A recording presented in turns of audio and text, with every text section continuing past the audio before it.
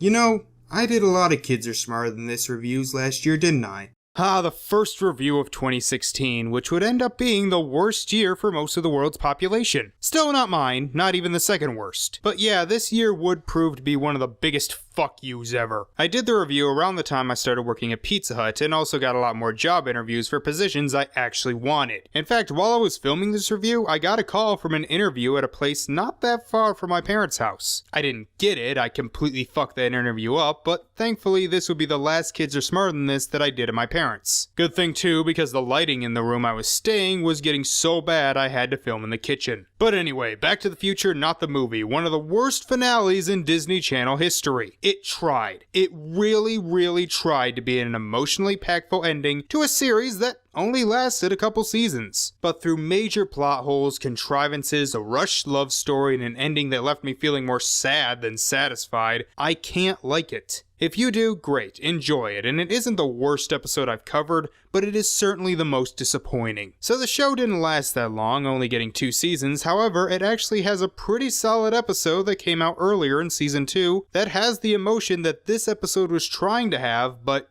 you know, it doesn't suck. Let's look at the episode, Time Release Capsule. We start with Keely giving the news to the school. Yep, it even starts out the same way as Back to the Future. Not the movie. I hate that I have to say those last few freaking words. So apparently these guys can go live, which we didn't have that ability to do when we were working on the high school news team. Hell, we had to stop doing it on my college news team because the technology kept fucking up. So there's a rat that's sick and the teacher is starting to have a breakdown because of it. As you do.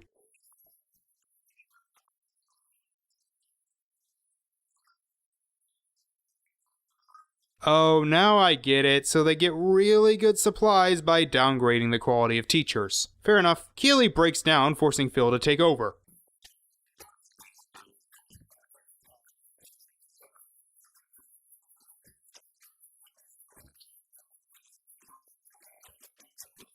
Phil, you're actually better at this than Keely. How is that possible? After the theme song, Vice Principal Hackett tells the students about a time capsule.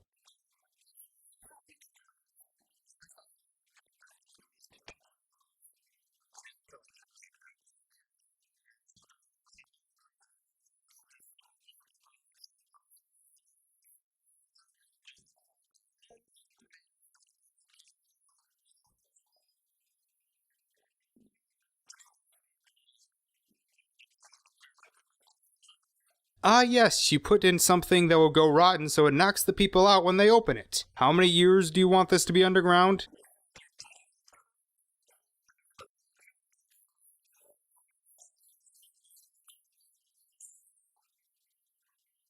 You're expelled.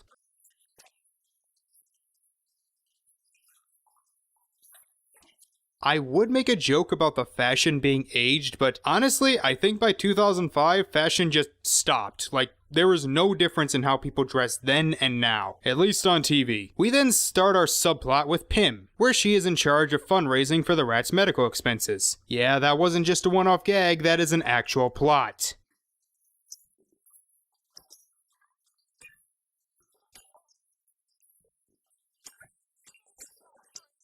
Oh, so that's why they do it. I thought they just hated capitalism and wanted people to stop shopping at stores. Turns out the rat is fine though, but Pim just wants to continue making money for herself because that's just Pim. And why do I always want to say Prim when I talk about her? I mean, I guess they're both from the future, so... Also, why were time capsule stories so common around this time in family shows? This, Zoe 101, As Told by Ginger, Camp Lazlo, Rocket Power. It was popular then and never really before or since.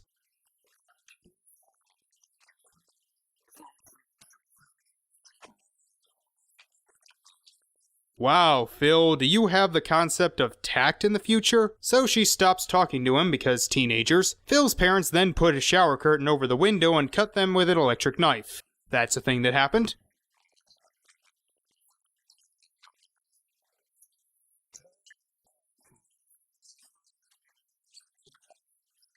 So, did the school just forget it was there? Lloyd recognizes the time capsule from a time when him and Barb start dating. As it appears in 80 years, the 70s style will come back in the worst ways possible. Song here is nice though.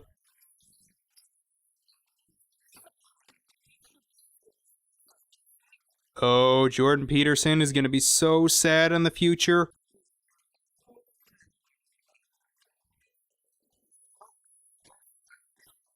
Alright, that's a cute little moment. So since they know that the time capsule they're burying will be the one that the two find in the future, they decide to put in a note telling them not to take the trip so they can get back to the future.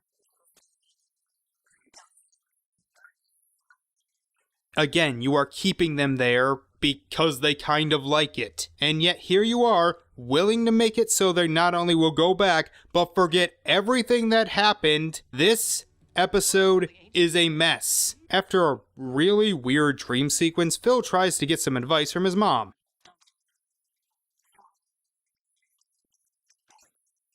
You know, as bad of a parent as Lloyd is, Barb is probably one of the best mothers in any family show. Pim starts a telethon because reasons. She thinks she's going home in a way that will make all the money disappear. Who cares? Well, they do get none other than Ben Savage himself to help out.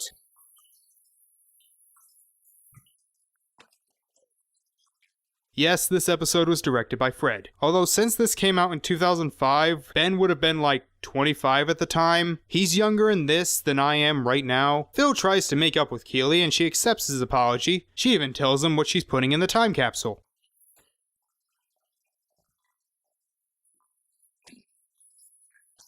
Oh, that is so sweet.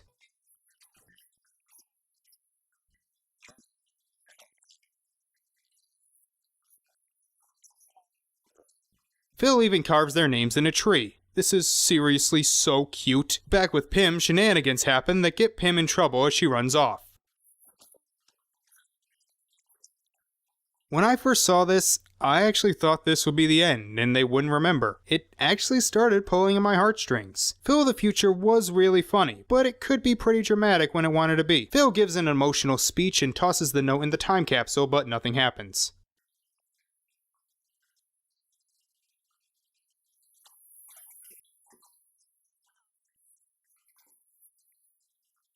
Pim, you would not have been there to get the money won't exist. So it turns out that one kid put a peanut can full of snakes in there, and when Lloyd opened it, he startled Barb, and she spilled some juice, forcing Lloyd to use the note to clean it up because apparently napkins don't exist in the future. Although since he apparently wanted to keep them there, I'm gonna guess he actually did read it and just ignored the warning.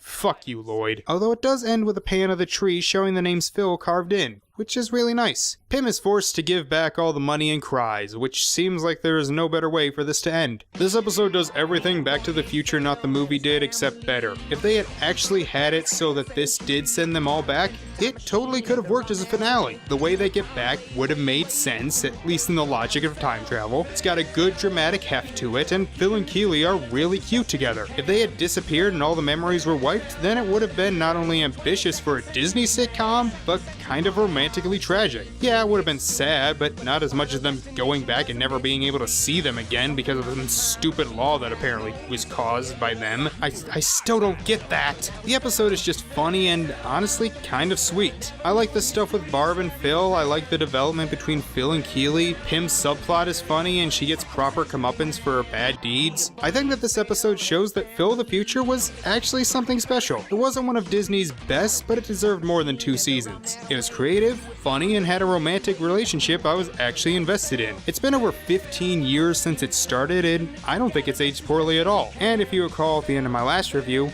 I said this. Also, Disney, can you just release the show on DVD or Amazon or iTunes or Hulu or something already? Well, it's all on Disney Plus now, so buy a subscription and give it a watch. Well, this ends the time at my parents' house. Next time, we'll head to my new apartment to look at an episode of Steven Universe. Thank you all for watching, and I will see you next time.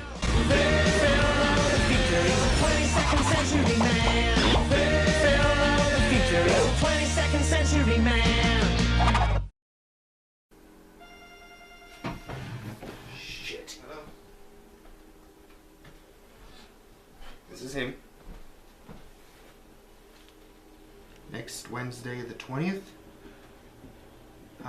Yes. Okay, thank you. Thank you. Bye.